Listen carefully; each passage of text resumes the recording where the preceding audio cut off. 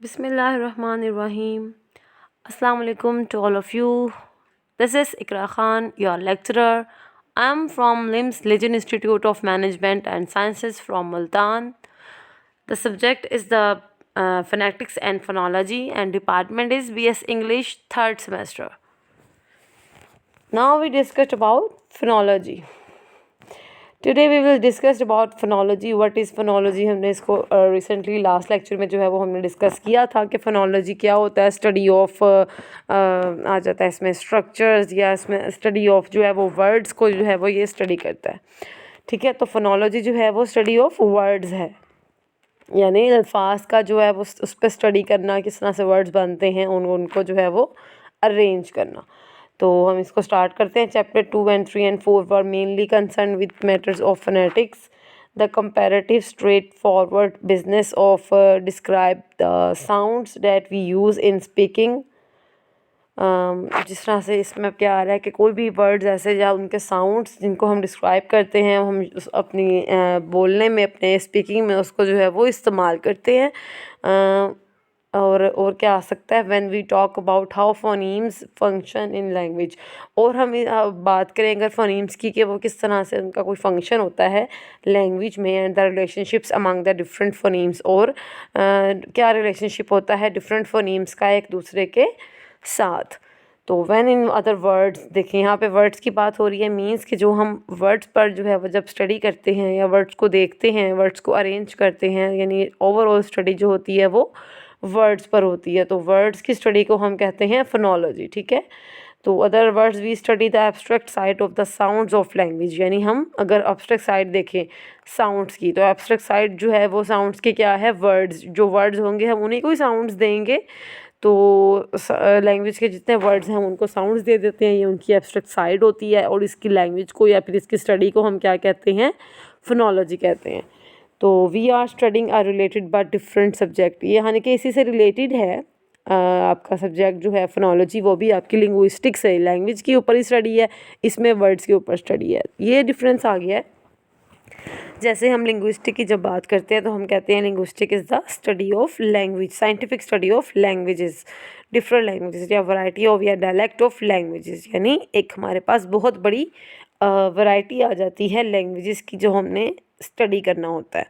तो इस तरह से ये आ जाएगा आपके पास स्टडी ऑफ डिफरेंट सब्जेक्ट. यानी आपका सब्जेक्ट तो वही है, सब्जेक्ट थोड़ा सा डिफरेंट है लेकिन आपकी स्टडी उसी से रिलेटेड ही है. वी कॉल फोनोलॉजी, इसको हम कहेंगे फोनोलॉजी. जैसे कि मैंने आपको इजी डेफिनेशन बताई है फोनोलॉजी की, तो वो क्या होगी कि deeply study in the words in linguistics we called phonology. अब लिंग्विस्टिक में लैंग्वेज से हटकर ज़रा अगर आप वर्ड्स पर जो है वो बड़ा डीपली स्टडी करेंगे उन वर्ड्स के अकॉर्डिंग, उन वर्ड्स के मीनिंग्स पर, तो वो क्या हो जाएगा, वो हो जाएगा फोनोलॉजी.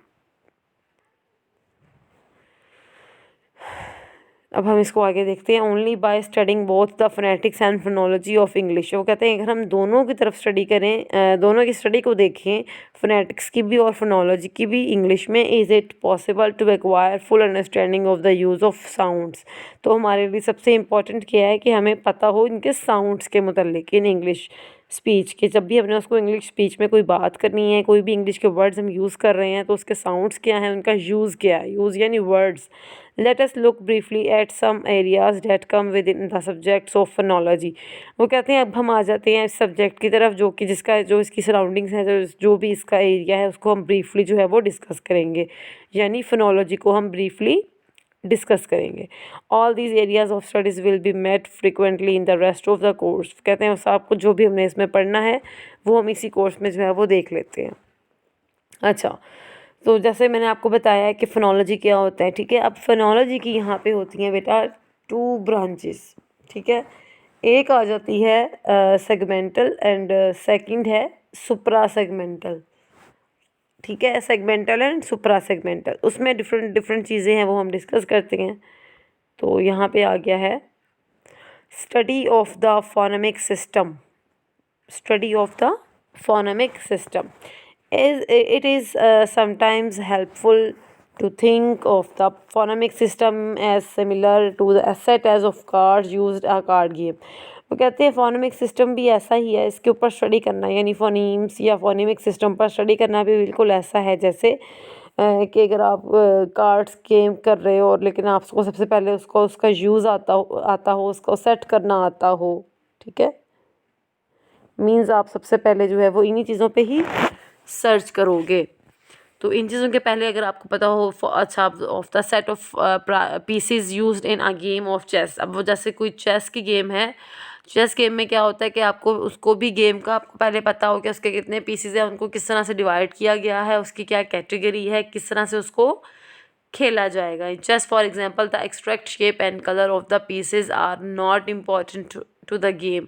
वो कहते हैं जैसे चेस गेम है उसमें भी मतलब एग्जैक्ट शेप एंड कलर जो है वो कोई मैटर नहीं करता किसी भी पीसेस का, बल्कि उसके जो उसकी गेम में होता है जो ज़्यादा देर तक चले, they can be reliably distinguished यानी टोटली उनसे फ़र्क आ जाता है उसमें। But the number of pieces the moves they can make and their relationship to the other pieces are very important. वो कहते हैं ये बिल्कुल ऐसे है जैसे पीसेस उसके पूरे होने चाहिए, उसका इम्पोर्टेंट उसका क्या है कि उसके नंबर पूरे हों, उसके पेसेस पूरे हों और वो मूव्स कर सकें सही तरह, ठीक है। तो ये चीज़ें आपकी गेम को बहुत अच्छे से चला सकती हैं। Relationship to all the other pieces are very important. We would say that if any of this words to be change. वो कहते हैं अगर हम ये कहें, ये कह सकते हैं अगर हम ये कहना चाहेंगे कि जो आपके इसमें चेंजेस आ जाते हैं अगर गेम में, अगर वो आ जाएं यानी कि इस गेम में चेंजिंग हो जाए थोड़ी सी, the game would no longer be what we call chess. वो गेम जो है वो लॉन्गर लंबी भी नहीं होगी और वो हम उसको चेस भी नहीं कह सकते। बिल्कुल ऐसे ही similarly playing cards can be printed in many different styles. कहते हैं बिल्कुल ऐसे ही एक गेम है कार्ड्स की जिसको खेला जाता है डिफरेंट प्रिंट फॉर्म में यानी डिफरेंट कलर्स में, डिफरेंट स्टाइल्स में, डिफरेंट उसके प्रिंट्स बनते हैं, बैकग्राउंड उसका चेंज होता है, उसको वैसे खेला जाता है। But different styles and sizes यानी साइज़ छोटे बड़े भी आ सकते हैं उसमें, ठीक है। But while changing these things does not, अगर उनकी चीज़ों को ही चेंज कर दिया जाए, ठीक है, यानी उसके अंदर जो नंबर है या उसके अंदर जो अगर बनाए हुए हैं, जैसे एक गेम होती है वो शुरू होगी आपके वर्ड्स से, अगर वो वर्ड्स ही चेंज कर दिए जाएं तो फिर तो वो गेम नहीं होगी ना, फिर वो आपकी गेम नहीं होगी। तो वो कहते हैं कि बहुत सारे इफ़ेक्ट पड़ता है आपका इस गेम से या उन चीज़ों से या उन कार्ड से जो कि एज़ यूजुअल चल रहे हैं, ठीक है, उसमें कोई चेंजिंग ना हो तो फिर तो वो ठीक है। लेकिन अगर आप उसकी प्रिंटिंग या उसके कलर या उसके साइज़ के अलावा उसके नंबर्स में ही चेंजिंग कर दो तो फिर, जैसे मैं आपको खुद से एक एग्जांपल देती हूँ कि अगर आप लूडो खेल रहे हैं, ठीक है, अब लूडो में उनका ये फ़र्क नहीं होता कि कलर जो मर्ज़ी आप रख लें, ठीक है, उसमें मोस्टली कलर्स कौन से होते हैं, 4 पर्सन्स के लिए वो गेम होती है मोस्टली, ठीक है। तो जो 4 पर्सन्स के लिए वो गेम हो गई उसमें आ गया रेड कलर, उसमें आ गया ग्रीन, ब्लू एंड येलो, ये 4 कलर्स जो होते हैं वो उसके अंदर मोस्टली यूज़ होते हैं, ठीक है। Red, blue, green and yellow, ये 4 कलर्स। लेकिन अब आप उसमें वैसे कलर चेंज कर दें, आप उसमें पिंक कलर ऐड कर दें, आप उसमें स्काई ब्लू कलर ऐड कर दें, आप उसमें लाइट लेमन ऐड कर दें, ब्राउन कलर ऐड कर दें, तो कोई इशू नहीं होगा, ठीक है। मीन्स कलर वो एक दूसरे से सारे चेंज होंगे। हाँ, अगर आप उसकी उसमें साइज़ छोटा बड़ा कर दें तब भी कोई इशू नहीं होगा, ठीक है। उसको थोड़ा हैवी बना दें या उसको लाइट वेट बना दें, उसके वेट में थोड़ा फ़र्क डाल दें तब भी कोई इशू नहीं होगा।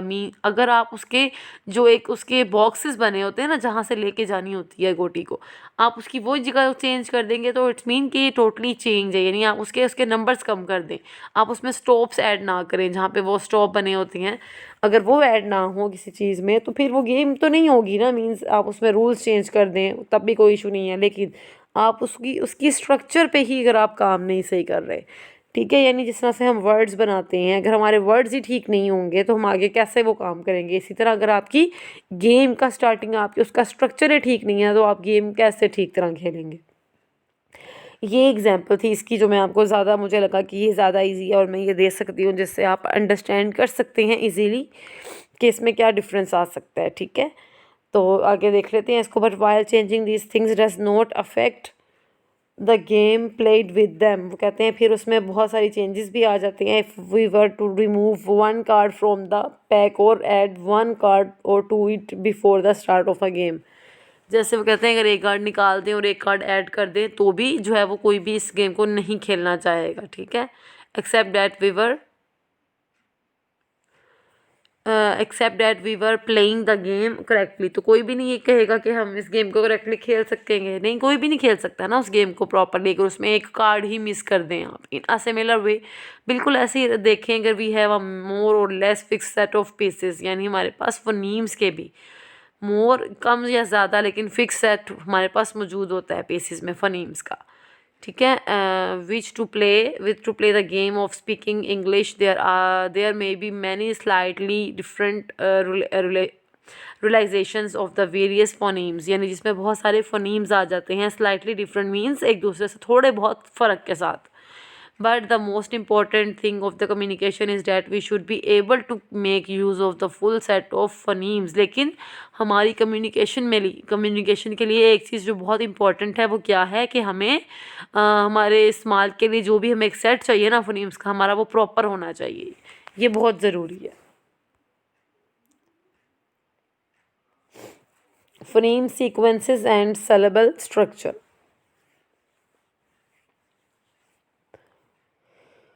अच्छा, सेगमेंटल में तो हम वही बात करते हैं सिंपली। जब हम सुप्रा सेगमेंटल की बात करते हैं तो हम देखते हैं कि सुप्रा सेगमेंटल में हमारे पास 4 चीज़ें मौजूद होती हैं। कौन कौन सी? सुप्रा सेगमेंटल फोनोलॉजी में सबसे पहले हमारे पास आ जाता है स्ट्रेस, इंटोनेशन, पिच और stress, syllable stress, intonation and pitch, rhythm, ठीक है। वो पिच की जगह आप रिदम भी कह सकते हैं। Stress, syllable, intonation and rhythm, ये 4 चीज़ें इंपॉर्टेंट होती हैं सुप्रा सेगमेंटल में। ये 4 पॉइंट्स ही आपने जस्ट पढ़ने होते हैं।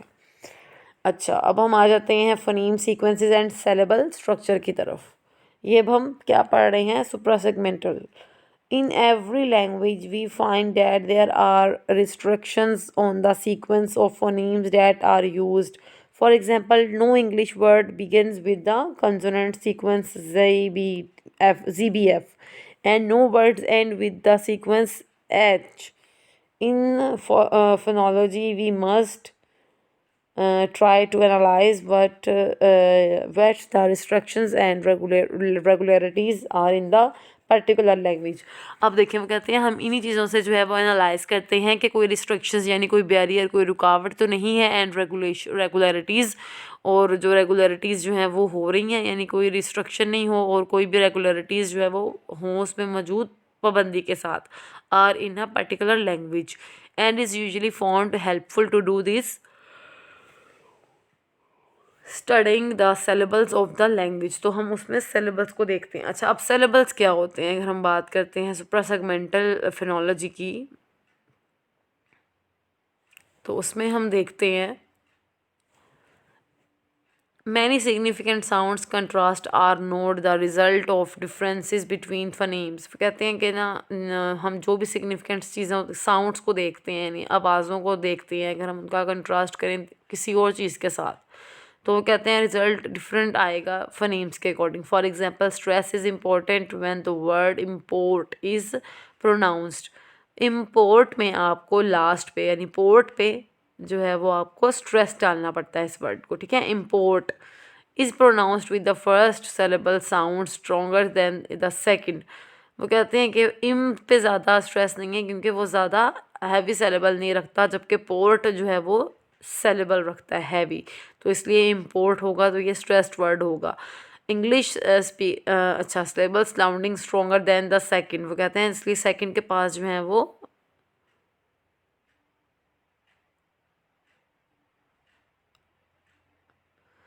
English speakers hear it has a noun. English speakers जो है वो इसको ऐसा सुनता है जैसे ये एक नाउन है। Whereas when the second syllable is stronger the word is heard as a verb.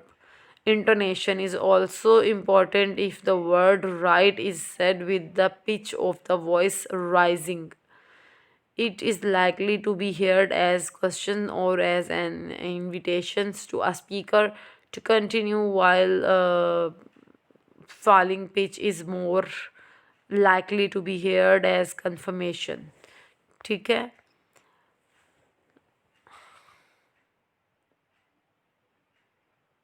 English speakers hears as a nouns, ठीक है। इंटोनेशन इज़ ऑल्सो, जैसे कि आपको बताया कि इंटोनेशन जो है वो भी एक पिच होती है, जिसमें आपको जो है वो हाई और लो पिच का जो है वो माइंड में रखना होता है कि ये पिच हाई है या लो है।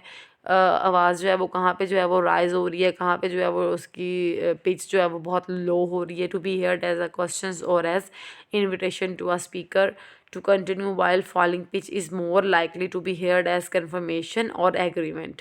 These examples show sound contrast that extend over several segments, phonemes, and such contrast are called suprasegmental. We will look at the many other aspects of suprasegmental phonology later in the course. वो कह रहे हैं इनको हम दोबारा से जो है वो पढ़ेंगे अपने इस कोर्स में ही, उसको डिस्कस करेंगे। अभी हम बात करते हैं notes on problems and further reading. The chapter is theoretical rather than practical. तो कहते हैं थ्योरेटिकल यानी थ्योरीज के अलावा इसके अंदर बहुत प्रैक्टिकली भी चीज़ें दिखाई गई हैं। तो ये चैप्टर जो है ये वैसा ही है। There is no shortage of the material to read on the subject of the phoneme, but much of it's rather difficult and assumes a lot of background knowledge. वो कहते हैं बेशक इस वर्ड को पढ़ने में, इसके मटेरियल में आपको इस सब्जेक्ट से ज़्यादा कोई फ़नीम ना भी नज़र आए, लेकिन वो कहते हैं इसके अलावा इसमें मुश्किलें और इसका अज्यूम करना, इसका बैकग्राउंड नॉलेज जो है वो बहुत ज़्यादा है इसमें। For basics reading I would suggest Katamba chapter 2 Hawkins, ये नेम्स दिए हुए हैं, एग्जाम्पल्स दी हुई हैं। इसको एक बार बस आप देखेंगे। Just such is often criticised nowadays for being superficial of or even native. Another classic is Pike Phonemes, subtitle a technique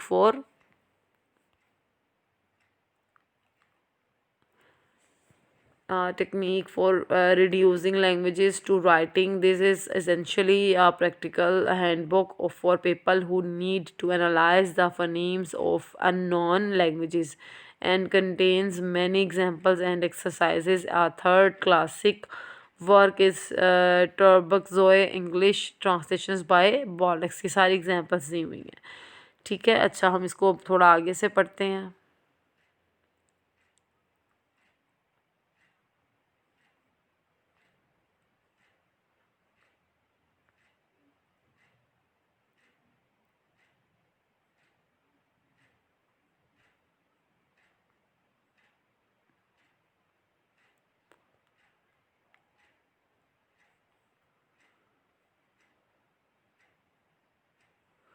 The words in the following list should be transcribed first phonemically, then in square bracket phonemically. In your phonetic transcriptions, you can use the following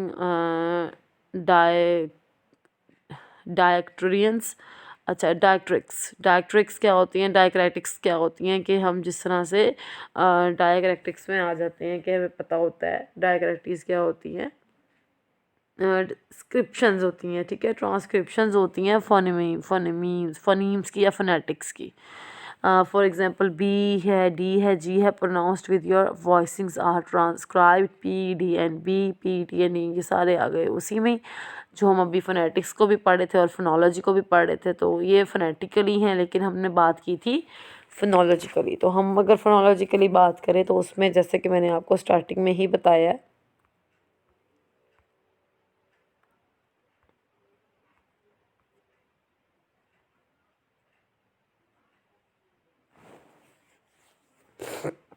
जी यहाँ पर कि किस तरह से जो है वो आप इसको कह सकते हैं कि ये फोनेटिक्स जो है वो सॉरी फोनोलॉजी जो है वो स्टडी है वर्ड्स की, और किस तरह से ये सेगमेंटल और सुप्रा सेगमेंटल में डिवाइड होती है। और सेगमेंटल में जो है वो हम इसको किस तरह से राइट करते हैं या अटैम्प्ट करते हैं, और सुप्रा सेगमेंटल में हम इसको किस तरह से राइट करते हैं या लिख देते हैं। तो ये थोड़ा सा डिफरेंस आ जाता है, इसको बस माइंड में रखें और याद करें, इसको चीज़ों को अच्छी तरह देखें। अच्छा, मैं आपको थोड़ा सा ना अपनी वर्डिंग में बताती हूँ कि सिलेबल्स क्या होते हैं, इंटोनेशंस क्या होती हैं, सेगमेंटल और सुप्रा सेगमेंटल जो हैं वो क्या होते हैं, ठीक है।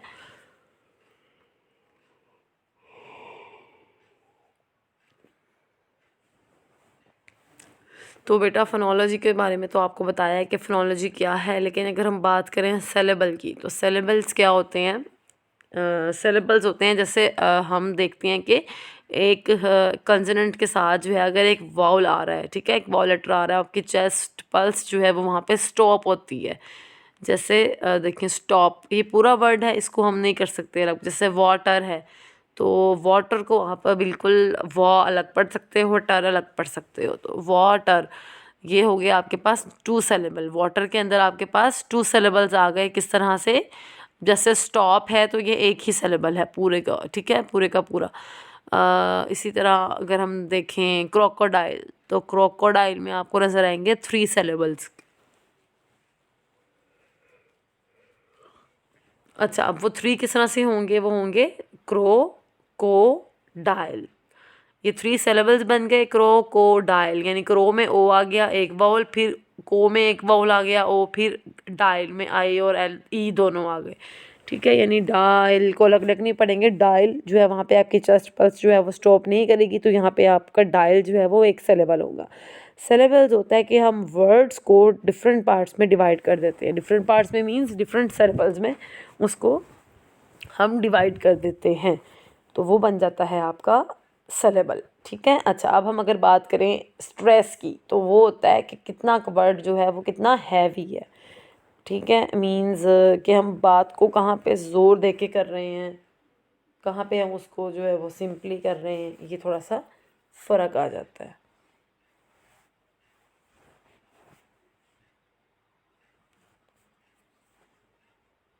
ठीक है, अगर अब बात करें हम अपने रिदम की, तो हम रिदम में क्या देखते हैं? अच्छा, सबसे पहले पिच भी बताना था आपको। पिच जो यानी ये है इंटोनेशन है। इंटोनेशन क्या आता है जी? Rise and fall of the voice, ठीक है, pitch of the voice. Rise and fall of the pitch of the voice is called intonation, यानी पिच।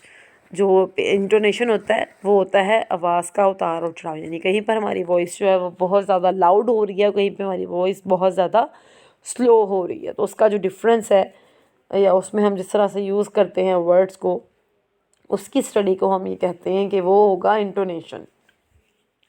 और रिदम होता है थोड़ा सा एक लैग तर्ज में बात करना, ठीक है। तो वो थोड़ा सा, जैसे आप अग्रेसिव हैं तो आपका थोड़ा सा रिदम चेंज हो जाएगा, टोन चेंज हो जाएगी। टोन को बेसिकली हम रिदम कह सकते हैं। और अगर आप बहुत हैप्पी हैं तो हैप्पीएस्ट में आपकी जो वर्ड्स होंगे, लैंग्वेज होगी, जो आपकी टोन होगी स्पेशली, वो चेंज होगी। इसी तरह से अगर आप बात करते हैं अपने एंगर्स की, एग्रेसिव की, तो उसमें भी आपके टोन जो है वो डिफरेंट होगा। इन फोर्स को जो है वो हम डिस्कस करते हैं अपने इसमें सुप्रा सेगमेंटल, यानी फोनोलॉजी में ही डिस्कस करते हैं। सेगमेंटल्स और सुप्रा सेगमेंटल्स, इसकी 2 ब्रांचेस हैं, इन्हीं में हम इनको डिस्कस करेंगे। तो इसको आगे मज़ीद और डिटेल में भी करेंगे इंशाल्लाह। समझ आप लोगों को आ जाएगी। आई होप कि आप इसको अंडरस्टैंड करेंगे, हर चीज़ को जो कि आपको अच्छी तरह से समझाई जाती है। अच्छा, अब मटेरियल अच्छा अगर हमें मिल जाता है तो हम आपको उसमें से करवाते हैं। अदरवाइज़ जो हम चाह रहे होते हैं कि स्टूडेंट्स को ख़ुद से भी समझाया जाए, उनको एग्जांपल्स दी जाए हर चीज़ की।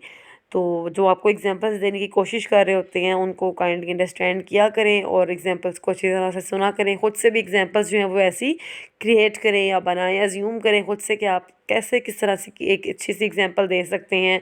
जैसे सेलेबल्स हो गए, उनकी बहुत सारी एग्जांपल्स आप कलेक्ट कर सकते हैं। इंटोनेशंस की कर सकते हैं।